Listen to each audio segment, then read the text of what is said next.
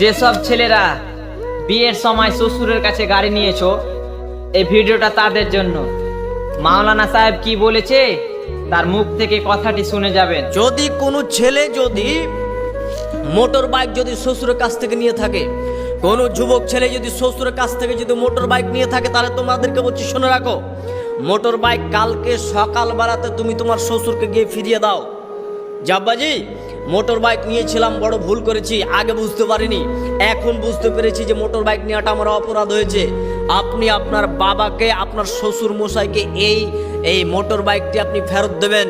শ্বশুর এবার যদি বলে আচ্ছা ঠিক আছে বাবা, যা হয়েছে হয়েছে, আমি এটা কোনো কিছু মনে করলাম না, তুমি ব্যবহার করো, তাহলে তোমার জন্য বাঁচার পথ রয়েছে।